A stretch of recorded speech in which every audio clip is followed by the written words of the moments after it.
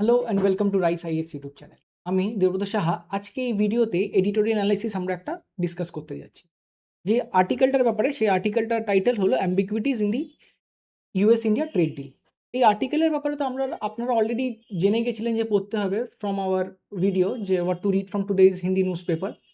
And secondly এই related আর্টিকেলসও আপনারা পেয়ে গেছিলেন আমাদের রাইস আইএস ওয়েবসাইট থেকে, ইংলিশ অ্যাজ ওয়েল অ্যাজ বাংলাতেও। তো সেটা আপনারা নিশ্চয়ই পড়ে নিয়েছেন। তো পড়ার পরে আপনাদের কিছু ডাউটও এসছে এই আর্টিকেল রিলেটেড। তো সেই ডাউটটাই আজকে এই ভিডিওর মাধ্যম দিয়ে আমরা ক্লিয়ার করব। তো চলুন শুরু করি। তো ডাউটে আসার আগে সবার আগে আমরা দেখে নিই এই আর্টিকেলটা আমাদের কোথায় হেল্প করবে। এই আর্টিকেলটা আমাদের UPSC men's exam GS paper 2, যেটা হলো আইআর, সেখানটাও হেল্প করবে। এর সাথে আপনি যদি ইন্টার লিঙ্কেজেস করতে চান, জিএস পেপার 3তেও হেল্প করবে। কেন কি এটা একটা কি ইস্যু, যেখানটায় ইন্ডিয়ার trade policy, food security, agricultural interest, economic সভারেনিটি, তার সাথে স্ট্র্যাটেজিক ডিপ্লোমেসিরও এখানটায় উল্লেখ আমরা দেখতে পারবো। তো আমরা দেখতে পাচ্ছি এটা মাল্টিপল ইন্টারসেক্টিং পয়েন্ট আছে অনেকগুলো জিএস পেপারে, প্রথম কথা। আর এই রিলেটেড এই যে থিমটা, ইন্ডিয়া ইউএস থিম, এই রিলেটেড কিন্তু ইউপিএসসি অনেকবার প্রশ্ন জিজ্ঞেস করেছে মেন্সে। যেরকম এক্সাম্পল দেখি, এটা হলো 2019-এর কোশ্চেন, এটা হলো 2020-র প্রশ্ন। দুটোই দেখতে পাচ্ছি 15 মার্কস, 250 ওয়ার্ডের। একটা জায়গায় ইউএস ইন্ডিয়ার ফ্রিকশনের কথাটাই আর তার ফ্রিকশনের কথা বলছে, আরেক জায়গায় এই কোয়াড যে আস্তে আস্তে মিলিটারি ব্লক থেকে ট্রেড ব্লকে শিফট হচ্ছে, মিলিটারি লাইন্স থেকে ট্রেড ব্লকে শিফট হচ্ছে, সেটার ব্যাপারেও কমেন্ট করতে বলেছে। তো আপনারা বুঝতে পারছেন ইউএস ইন্ডিয়া কিন্তু একটা হট থিম ইউপিএসসির জন্য। তো এইবারও রিসেন্টলি আমরা জানি যে ইউএস স্যাংশনস বা ট্যারিফ কিন্তু কমিয়েছে ইন্ডিয়ার এগেনস্টে 18%, যেটা কি একটা ডেভেলপিং কনটেক্সট ছিল। তো সেই রিলেটেড রিসেন্টলি আমাদের কিছু পার্লামেন্টেরিয়ানসরা, তারা কিন্তু পার্লামেন্টের বিল মানে কমপ্লেক্সের ভেতরে একটা প্রোটেস্ট করেছিল। তো সেই রিলেটেডই এই এডিটোরিয়ালটা। তো চলুন সবার আগে আমরা এডিটোরিয়ালটা একবার দেখে নিই। এডিটোরিয়ালটা কী বলছে, কনটেক্সটটা আগে দেখি। যে the interim US India trade deal marks the keep strengthening bilateral economic ties, যেরকম বলছিলাম যে এটা একটা ইন্টারিম ডিল। সেই রিলেটেডই কিছু আর্টিকেলস এসছে, সেটাই আমরা আজকে দেখব। কেন কেন কি রিসেন্টলি খুব টেনশন একটা পিরিয়ড দিয়ে আমরা যাচ্ছিলাম, আর এটা আমাদের আবার একটা যে স্ট্র্যাটেজিক বা একটা ডিপ্লোম্যাটিক লো থেকে আবার আমরা নর্মাল ফেজে ফেরত যাচ্ছি ইন্ডিয়া ইউএস টাইয়ের আন্ডারে, যেখানটায় আমরা নন ট্যারিফ ব্যারিয়ার্স নিয়ে কথা বলবো, এগ্রিকালচারাল সেফগার্ড নিয়ে কথা বলবো, ট্যারিফ কনসেশন নিয়ে কথা বলবো, আর পলিসি অটোনমি নিয়েও কথা বলবো। দেখবো যে এটা কি কনসার্ন নাকি এটা পজিটিভ একটা পার্ট ইন্ডিয়ার জন্য। তো আমরা ব্যাকগ্রাউন্ডও জেনে গেছি, যেখানটায় ইউএস কথা বলছিল যে ইন্ডিয়ার এগেনস্টে ট্যারিফ বাড়াবে, সেখানটায় না বাড়িয়ে পরের দিকে আমরা যখন ইউ ইন্ডিয়া ট্রেড ডিল করেছে, পোস্ট দ্যাট ওদের প্রেসিডেন্ট অনারেবল ডোনাল্ড ট্রাম্প, উনি একটা নিজের মিটিংয়ে পোস্ট রিলিজ করে, যেখানটা উনি বলে যে ইন্ডিয়া এখন থেকে ইন্ডিয়ার প্রোডাক্টগুলো যেগুলো ওখানটায় আমরা এক্সপোর্ট করবো, ওখানটায় ইম্পোর্ট হবে, সেখানটায় 18%ই ট্যারিফ লাগবে। তো তার কি ফিচার্স কী কী আছে, যেখানটায় বলছে ইউএস রিডাকশন, এটা কিন্তু ইউএস কমাচ্ছে, আমরা এক্সপোর্ট করছি, ইউএস কমাচ্ছে, 18% হচ্ছে। সেকেন্ড কি হচ্ছে, নন ট্যারিফ ব্যারিয়ার্সও কমানোর কথা হচ্ছে, যেখানটায় আমাদের ইন্ডাস্ট্রিয়াল স্মল স্কেল ইন্ডাস্ট্রি সেগুলো ওখানটায় হেল্প হবে। এটা একটা গুড একটা শিফট হবে, যেখানটায় ইন্ডিয়ার ইউএসের গুডসও কিনবে, তার সাথে ওখানটায় ইনভেস্টও করবে এনার্জি আর এয়ারক্রাফটের মধ্যে।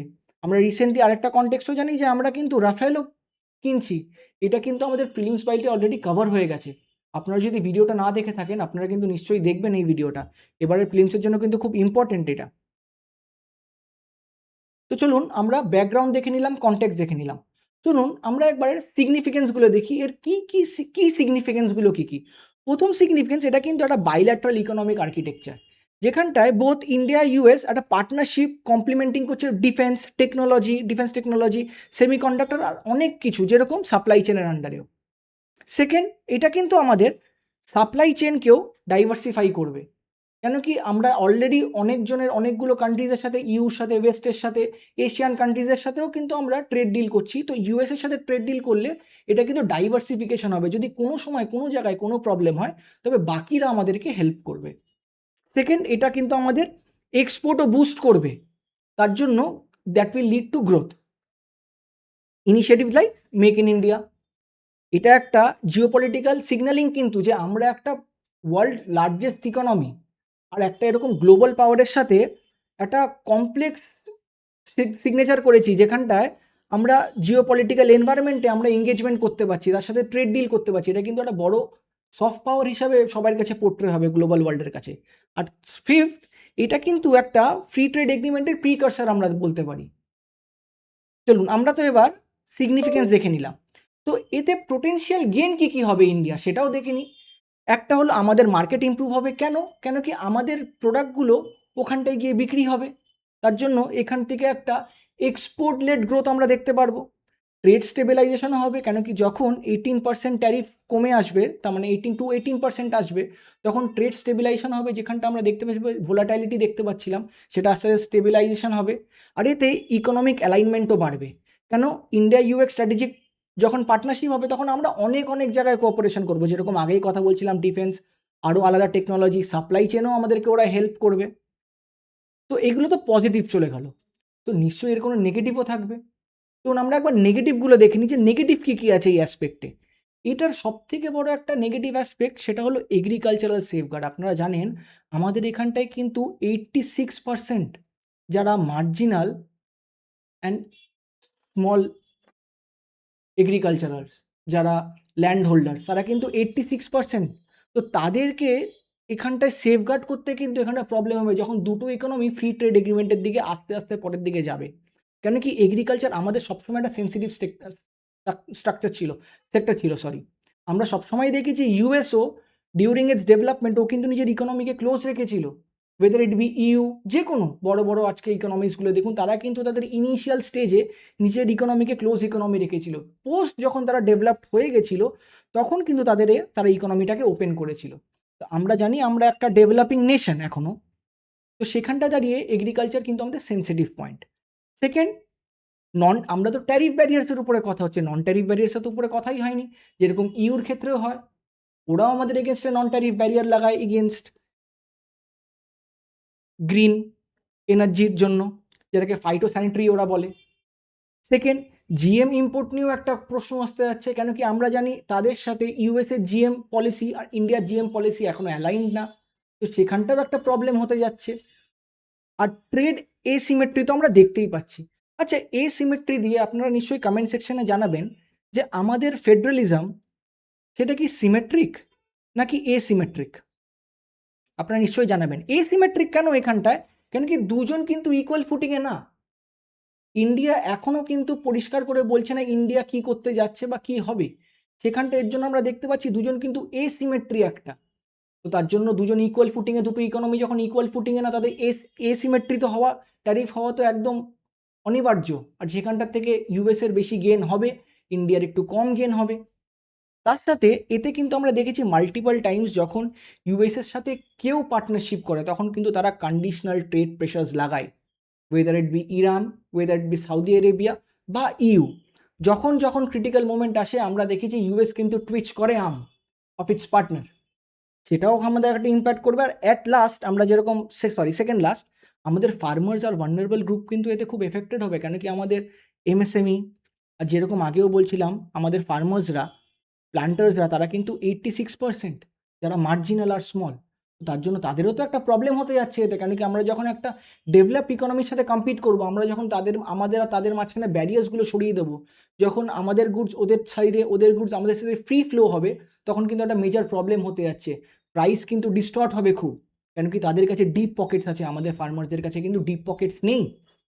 আর সবাই শেষে গিয়ে ইনস্টিটিউশনাল অ্যান্ড লিগাল ডাইমেনশনস, আমরা মাল্টিপল টাইমে দেখেছি যে লিগাল ডিউ ডিলিজেন্স করতে প্রবলেম হয়।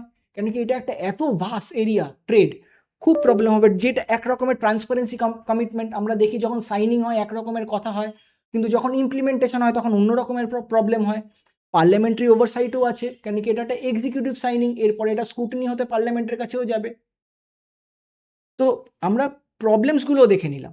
তো এই প্রবলেমস থেকে বেরোনোর ওয়ে ফরওয়ার্ড তো কিছু থাকবে, কেন কি অ্যান্সার রাইটিংয়ে তো আমরা ওয়ে ফরওয়ার্ডটাও লিখবো। তো চলুন আমরা ওয়ে ফরওয়ার্ডটা দেখে নিই।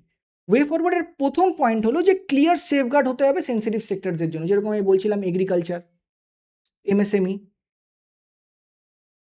এখানটায় কিন্তু ক্লিয়ার স্ট্রিক্ট একদম গাইডলাইন্স থাকতে হবে, যেটা কি আমাদের ইন্ডিয়ান ফার্মার্স আর ভালনারেবল সেকশনসকে হেল্প করবে, সেফগার্ড করবে। সেকেন্ড, আমাদের আমাদের কিন্তু ডোমেস্টিক কম্পিটিটিভনেস বাড়ানো উচিত। যতক্ষণ ইন্টারনালি আমরা স্ট্রং হব না, ততক্ষণ কিন্তু এক্সটার্নাল ফোর্সেস আমাদের মার্কেটকে এক্সপ্লয়েট করবেই করবে, যেটা কিন্তু আমাদের একটা প্রাইমারি মোটিভ ছিল ডিউরিং লাইসেন্স রাজ পিরিয়ড, যে আমরা আমাদের ইকোনমিটাকে তখন ক্লোজ করে রেখেছিলাম। এর জন্যই মাল্টিন্যাশনালদেরকে আসতে দিচ্ছিলাম না, কেন কি আমরা ওরকম করে তখন ডেভেলপড হইনি। তখন যদি বাইরের কোম্পানিজরা এখানটা আসে, তখন কিন্তু আমাদের স্মল আর মার্জিনাল বিজনেসম্যানসরা, whether it be farmers also, তারা কিন্তু এক্সপ্লয়েট হবে।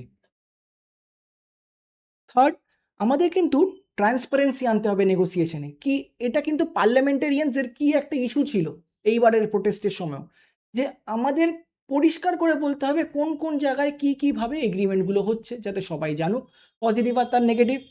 আর তার সাথে আমাদের রেগুলেটরি অটোনমিও মেনটেন করতে হবে, কেন কি আমরা দেখেছিলাম আগেই যে ইউএস কিন্তু অনেক সময় আর্ম টুইচ করে এই যে কন্ডিশনাল ট্রেড প্রেশারস দিয়ে। তো সেখানটায় যাতে আমাদের অটোনমি মেনটেন থাকে, এটাও আমাদেরকে দেখতে হবে। তার সাথে ডাইভার্সিফিকেশনও করতে হবে, স্ট্র্যাটেজিক ক্যালিব্রেশনও করতে হবে। কেন? ইন কেস যদি ইউএসের সাথে বা অন্য কারোর সাথে যদি প্রবলেম হয়, আমাদের যাতে বাকি পার্টনার্সরা আমাদেরকে হেল্প করে। এরকম যাতে না হয় ইউএসের সাথে আমরা ক্লোজ হতে গিয়ে রাশিয়া যাতে আমাদের অ্যান্টি হয়ে যায়, বা আমরা যাতে চায়নার সাথে বেশি ডিস্টেন্স না মেনটেন করে ফেলি। আমাদেরকে দেখতে হবে আমরা সবাই সাথেই যাতে ইকুই ডিস্টেন্স বা একদম ইকুয়াল প্রক্সিমিটিতেই থাকি, যাতে আমরা স্ট্র্যাটেজিক ক্যালিব্রেশনও করতে পারি অ্যাট টাইমস, আর আমরা ডাইভার্সিফিকেশনও করতে পারি আমাদের ট্রেড। তো অ্যাট লাস্ট আমরা কনক্লুশন, একটা ভ্যালিড কনক্লুশন তো আমাদেরকে ড্র করতে হবে। তো আমরা কনক্লুশনে এটাই বলবো যে যাতে ইকোনমিক ইন্টিগ্রেশন করতে গিয়ে আমাদের ন্যাশনাল রেজিলিয়েন্স আর পলিসি সভরেনিটি যাতে হার্ম না করে। তো there should be a fine balance between আমাদের economic integration, secondly national resilience, আর থার্ড পলিসি সভরেনিটি। এই তিনটে জিনিস যাতে ইকুয়ালি মেনটেন হয়। তো আজকে আমরা যে টপিকটা কভার করলাম, এই টপিকটা পড়ার পরে আমরা একটা মডেল পিওয়াইকিউ দিয়েছি আপনাদেরকে। এই মডেল পিওয়াইকিউটা কিন্তু আপনারা নিশ্চয়ই লিখবেন, লিখে আমাদের রাইস আইএস ওয়েবসাইটে কিন্তু সাবমিট করবেন, আর তার একটা পজিটিভ ফিডব্যাকও নেবেন। আর আপনারা কেউ যদি, যেরকম আমি প্রথমেই বলছিলাম, বেঙ্গলি মিডিয়াম থেকে থাকেন আর অ্যাসপায়ার করছেন যে ইউপিএসসি বাংলাতেই দেবেন, তবে আপনারা কিন্তু সেম বেঙ্গলিতেও এই কন্টেন্টটা পড়তে পারেন, যেটা ইউপিএসসি টার্মিনোলজিস দিয়েই কিন্তু লেখা, যেটা প্রুভেন যে আপনাকে গুড মার্কস ফেচ করবেই। তো আজকের ভিডিওটা এটুকুর মতনই। আপনারা এরপরে প্রিলিমস বাইট আর ডিপ অ্যানালিসিসও ফলো করবেন, যাতে একটা হলিস্টিক আইডিয়া হয় প্রিপারেশনের ব্যাপারে, আর যাতে আপনাদের জার্নিটা স্মুথ হয়। Thank you.